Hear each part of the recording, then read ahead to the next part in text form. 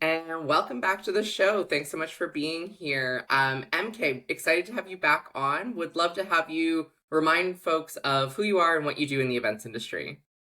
Sure. My name is MK Granados. I'm Director of Sponsorships at Informa Markets, working across a portfolio of B2B events in construction, engineering, health and nutrition, fashion, licensing, the list goes on. So, jack of all trades across a number of industries, but really focused on trade shows and events, growing their sponsorship participation, right? The relationships they have with brands, the experiences they have for attendees. I love looking at sponsorships through that lens. Yeah, and sponsorship is one of those things that people are putting more of a spotlight on, under the microscope on right now. I think companies are looking for more than we put your logo up on a slide, right? Like no one cares, right?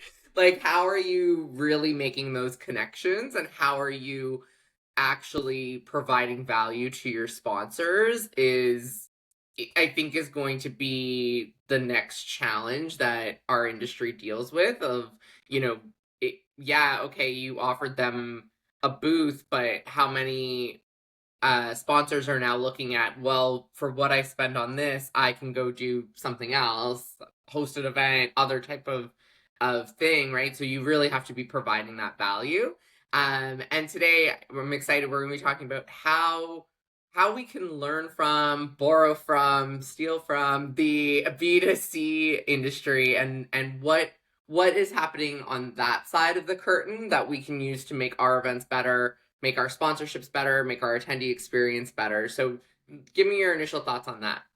Yeah. So my background on B2C events is fueled from a few different places. I think casino work. I have started my career at Mohegan Sun Casino, where I had a lot of exposure to high roller events and those invited galas and experiences that maybe as a regular casino attendee, you don't even know are going on behind closed doors. Mm-hmm. And then when I entered the trade show space, I was working at Reed Exhibitions, or now it's known as RX Global. And I ended up joining the Reed Pop division that puts on New York Comic Con, the PAX video game events, Star Wars Celebration. I got exposure to the first Complex Cons. So those B2C events are just massive. And the work that it takes for brands to stand out and make an impact, especially if they're non endemic to that space, right? I worked really closely with the energy drinks and cell phone providers and streaming services and things that weren't as obvious a fit to those Mm. attendees. And so you really had to be able to tell a good story to say, we belong here, we understand you, we love you, we appreciate you, come participate in our activation.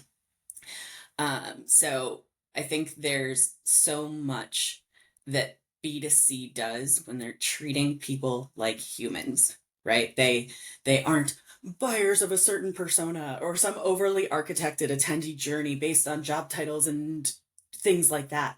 It's straight about the person in front of you and making the most of that moment where you can capture their attention. And so when I went to Gartner as experiential marketing manager and doing the global strategy for their booth, that was, I think, one of the first things I tried to impart upon that strategy. It was the person standing in front of you, their feet hurt, their bag with their laptop in it is getting heavy on their shoulders. And maybe the problem isn't that they're in a giant cosplay with wings and high heels, but you know what? Their feet hurt equally.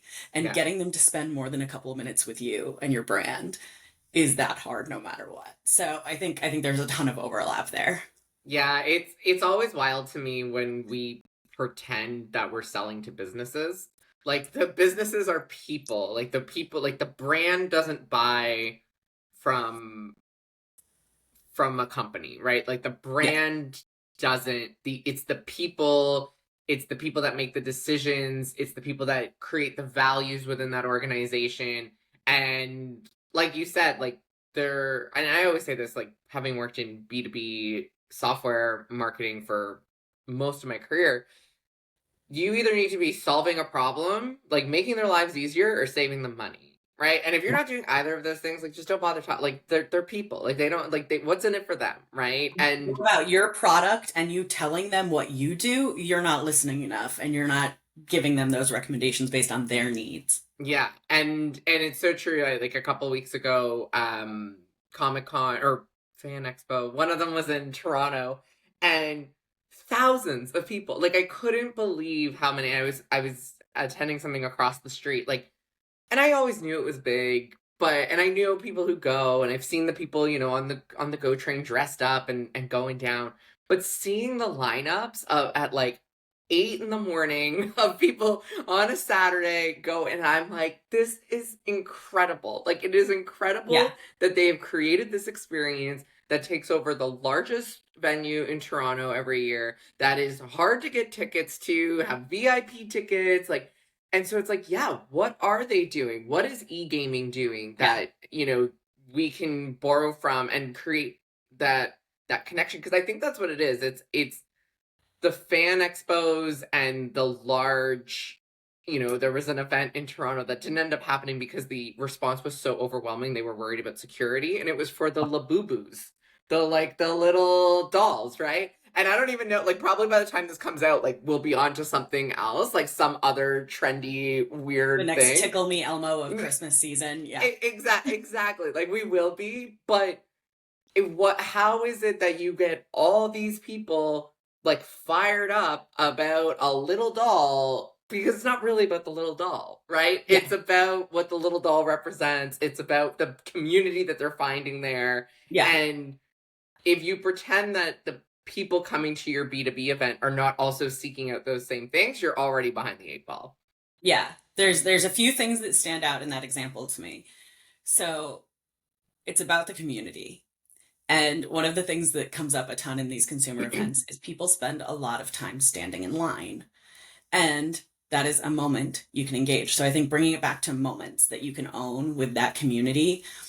For we had BookCon, so it was all about authors coming, signing, meeting their readers, right? It was avid readers, and the first couple editions of it really skewed towards young adult authors and brought together a teen and preteen audience of young ladies who loved standing in line with each other. They found their people, they're geeking out Yeah. together. What have you read? What's in your Amazon cart? All of those questions fostered a really tight knit community, because in their school they might be the biggest reader, but they were surrounded by the biggest readers from 1,000 schools at the same time.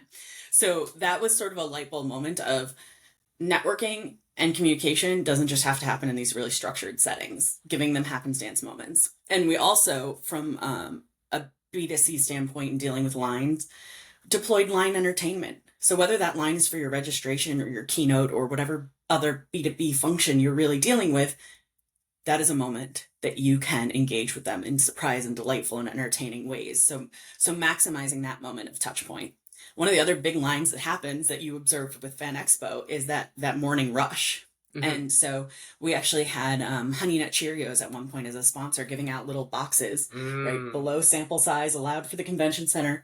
Here's your breakfast. We love you. We see you. We know you're the rabid fans who want to be here first thing and first ones at the show. It's 6 a.m. The show doesn't even open till 10 a.m. Breakfast is on us. Yeah. And we had brand ambassadors in Honey Nut Cheerios t-shirts. We were able to get great pictures of people in their giant costumes. Right there at 6 a.m. they're in their full cosplay. Oh my goodness. There were people who definitely like hired photographers that were doing, like, there was like a park across the street from the convention center, and there was like a lighting setup. And at first I'm like, oh, are they filming something? Because they're always filming something in Toronto. No. I think that Spider-Man brought that guy and the lighting to get photos of him in his outfit, which is great. And what a crazy brand moment. When else are they going to get to see? I think one of my favorite pictures was a little girl, maybe as Daredevil. It was a full costume, head to toe, and she was just thrilled to get free cereal first thing in the morning. It was so goofy. Yeah. But I think that comes down to, owning moments with your attendees. Well, you talk about the lines, and as a Disney adult, like, that's immediately what I think of, right? Is Disney has perfected, and it's almost like a joke now of like, you're in line and you think, oh, okay, we're almost there. And it's like, no, that was the pre-show to the pre-show to the pre-show. And even I know on Rise of the Resistance, they've been testing a single rider line, but it misses some of the lineup, and people don't want it because that's part of the journey, that's part of the story, part of the experience. And they've done such a good job of, like, not many other places could say, hey, you're going to wait in line for 2 hours and you're going to pay a lot of money to do it. And then while you're here and paid money to do it, you're also going to pay money for the food and the outfits and the ears and all of these things. And, I've talked about it like on LinkedIn and on previous podcast episodes of like you said, creating those moments and creating those surprise and delights throughout either your lineup or throughout the show and the convention that is like, hey, I didn't expect to see this there. Like, I didn't expect to see Honey Nut Cheerios here, but why not, right? People got to eat, right? And it's a perfect tie-in to what people need and kind of giving them what they need in that moment, right? And like you talked about, oh, our feet hurt, oh, our our bags are heavy. Okay, so what can we do to make their experience more like more pleasurable, more like less painful because we know it's a long day, right? Like I talked about this recently too of there was a big event show in Toronto for Canadian event planners. Everybody and their cousin and mother, brother is doing an after party, right? There's dozens of them. You talk to everyone, oh, I'm going to this one, oh, I'm going to these three, oh, I'm here, I'm here. And one of the ones I went to was pretty small, but it was one big long harvest table and there were seats. And I was like, oh my God, I'm so excited to put down my backpack that I've been carrying all day and sit down and talk to some people around me. Yes, the big parties are beautiful. Yes, they're fun. Yes, I love them. But also sometimes I just want to sit down, right? And comparing that in contrast to the Disney example, production costs and physical installation and things like that, I think we often look to the Disneys of the world and now this Universal, the Epic Studios, they just open and go, wow, immersive environments, the entire queue line, the smells, the everything. And as event planners, we just kind of giggle and go, haha, can you imagine how much that costs? Or, Oh, yeah, sure, if you're installing it permanently, yeah, of course you can afford those things.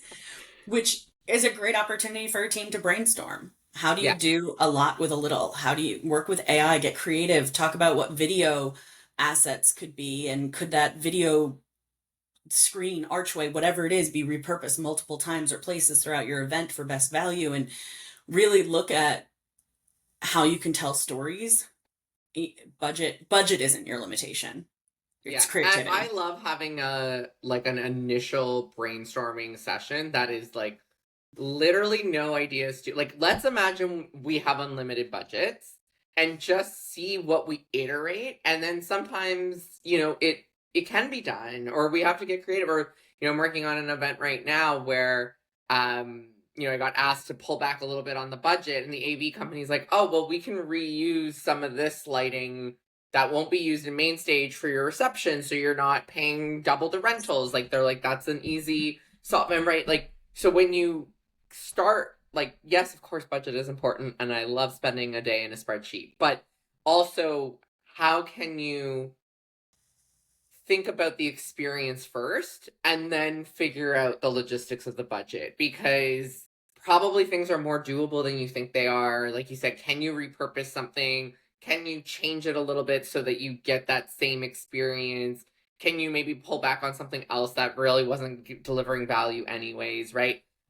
So I think starting with a like no idea is a stupid idea. Like I one time brought to this conversation like I saw a blimp, like a mini blimp, like I don't know, it was probably like 3 feet big at a local hockey game, and I was like, "Can I use this blimp? And how much?" And I'm like, "How much does a blimp actually cost?" Right? Because you just think, "Oh, it must be so expensive." It's only $1,500 to rent the blimp, so not a bad brand moment, right? One for the WNBA team I worked with, and it would drop coupons over the crowd. Right. Yeah. Yeah. This one had like it was like sponsored, so like every period would come out with like a different flag on it, and it would and you'd watch like I don't know who was driving it, but it was like the DVD in the corner, like and I'm sure like the Gen Alpha and Z are like, what are you saying right now? But like the DVD, and you'd like be like, oh no, it's gonna crash, and he just like at the last minute would soar gracefully, right? Yeah. But like And and the other that was thing we something did, that I saw at a B2C like at a like an Austria Generals game. It was like, hey, how can I do that at my event? Yes, and the other stadium thing we did that was always a crowd favorite was we'd go up to the rafters and we'd drop down little parachutes with t-shirts and Yes. things. Oh Want my to talk about god. how simple, low tech, low budget? It just took a matter of looking at the venue. So, I mean, that's a question to your keynote space. Can we get above? Can we leverage the sky? Can it snow in our keynote, right? Like think uniquely about fan experiences that way. I was at a Vikings game last season and it snowed in the arena and you want to Yeah. believe like it felt like magic in the Yeah. stadium. I believe and speaking of Vegas, I just saw this video from, I guess they're doing like a Wizard of Oz immersive movie, and it snows, which I'm like, well, I don't remember snow from Wizard of Oz, but like all these people, all of a sudden you can see them like looking at each other like, wait, is it snowing in here? Like, what is happening, I right? want bubbles. Yes, give me all of Yes. those things. Yeah. Yes. And one of the other things you brought up a moment ago was like the budget piece too. Some of the things that B2C events do brilliantly is creating premium tiers for attendees, which can Hmm. generate more revenue, which can give you the flexibility on things. So, whether it's a little bit of early access, whether it's a swag pack, whether it's reserved seats, they're really successful at knowing what the attendees want, finding that premium price point and making it worth it. I think one of the big things for New York Comic Con was for a while they suspended the sale of 4-day passes. Um, and eventually demand brought it back that people really wanted to just buy that single ticket, lock it in, know that they're getting it. So those choices based on what the attendees want, but then bringing it more over to premium and elevated experiences. And the other one that stands out in my mind, Complex Con, which has a lot of the sneaker brands. Mm. God, more than anything, they mastered fleeting experiences and FOMO. They would do drops from their booth where using the mobile app and all the tools and technology and contests and sweepstakes and whatever else, for a limited time only, a sneaker was available and then it was gone. And that fearlessness of, yep, we're going to trigger some disappointment, but that's demand. That's Yeah. that's FOMO and steering into it rather than steering away from it, right? Keep your booth really fresh and changing. And it's okay if someone misses out because you know what? They're not going to make that mistake twice. Yeah. I think those are a few of the other things that B2C does so well. Yeah. I had that with a couple of things. One was a user conference event where we told everyone be in the room by, I remember, 9 o'clock. 9 o'clock. And of course it was because we had an opening act that required the room to be dark. And at 9 o'clock, we shut those doors and did not let anyone in. And people were then watching it on their phones from their coworkers inside. And I guarantee you, people showed up on time for the next session because they weren't expecting that, right? And they think, oh well, they'll just let us in. Like, what's the big deal? Like, we're a few minutes late, and it's like, nope, you have to wait the like 5 minutes or whatever it was for the opening act to go. And you could hear the music, and people were like so disappointed. But it's like, we told you, and like you had your opportunity, and And it comes back to that event community as well. Next time they're standing somewhere at the coffee line or something like that, they're gonna be like, "Did you see that? Oh my God, don't miss it next time." yeah, Or they're gonna put it out on social media. Oh my God, wow. Pro tip for everyone attending this event in the future. Do not miss this. yeah. Those things are what connect the people to each other as much as the overarching experience. Yeah, and I did a in booth activation where we did like these brand or these custom trucker hats and had a bar, and it was only for a couple of hours. And the next day people were coming by, "Oh, do you still have the?" No, it was just during the party that we invited you to, the in booth party. And you mentioned the premium experiences because I think that's also going to be something we're going to see gaining popularity as the effects of early bird stop working. Like, no one kind of cares because they know early bird will probably get extended.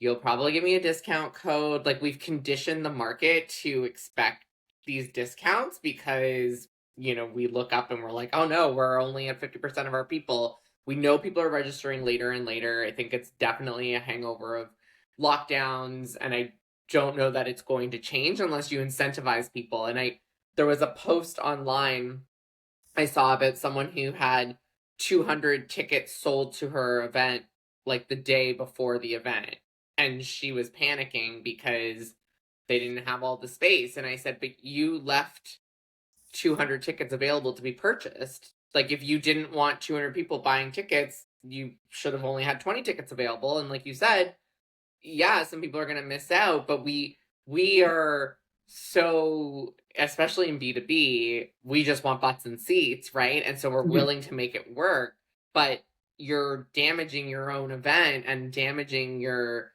event experience and then sending yourself into panic. And it's like, obviously there's going to be a couple of leftover tickets, or you're going to squeeze in a couple of people. But if you have 200 people showing up, like, that's kind of a you problem, right? It's funny. We previously spoke about the value of having an MBA, working in events. Is this, a tool you need for a career? Some of events is thinking like an economist. So Yeah. if you're an event person who just wants to challenge yourself and think a little differently, go online and find a free learning class on economics and incentives and human behaviors and supply and demand. Because if you're not approaching that critically, you're missing out on incentives and behavior and value adds you can do. And I would even take that VIP example one step further. What if of that 200, and what if 50 of those spots were available to your top 5 sponsors? Hey, as Hmm. part of your sponsorship, you get 10 of these VIP packages to gift to your top clients. Well, now suddenly that's a value add that if you're passing that cost on to an attendee might be relatively small. But to that sponsor, it's the for everything you want to buy, it's this whatever Yeah, money yeah, cannot buy this experience, this access, this luxury, this. I think another piece of it is star power, right? That keynote speaker having a book signing or something limited. If your sponsors can go, yeah, you know what, my top customers are. I'm trying to get the CEO bought in for growing an enterprise account. Yeah, I want to slip him one of the VIP tickets. Yes, put that in my bundle. Um, I think B2C events use star power so well. And yeah. that gives people a sense of magic and access and fleeting. And I can only get it because I was in the right place at the right time to meet that person. So harnessing all of that into VIP packages and then thoughtfully integrating sponsor level revenue versus attendee level revenue that could possibly be of a smaller increment. That's the superpower to me. Yeah, and I think we also, we've kind of touched on it, but people, we've realized that people will pay for convenience and just skip the line. And again, going back to Disney, they do, well, they now offer like their lightning lane and then the next level of lightning lane, which is basically, I think it's like $500 depending on the day to get lightning lane to every ride in the park. We see it with people using Uber Eats and Skip the Dishes and whatever other food services of, we know that it costs more money. Like, we know how much it costs us to get that McDonald's if we go to McDonald's and how much it costs when we do it on the app. But Yeah. people will still pay for convenience, and people will pay to skip the line. People will pay for, like, they'll get the credit card to have the lounge access, right? So can Mhm. you have those types of experiences that allow your attendees to skip the line, to allow them to not have to stress about finding their seat or whatever it is at your event so that they feel like a real VIP. Yeah. And I think the important part of designing a package like that is you don't have to be everything to everyone. Yeah. You can design that package to be for the enterprise sales leader, blah, blah, blah, some top VIP persona. But you could also architect that to be for the scrappy entrepreneur. Maybe it's not about having a super high price point because it's everything for them to be there, right? They scraped the bottom of their budget to find Yeah. the money for the flight and the hotel and the ticket in the first place.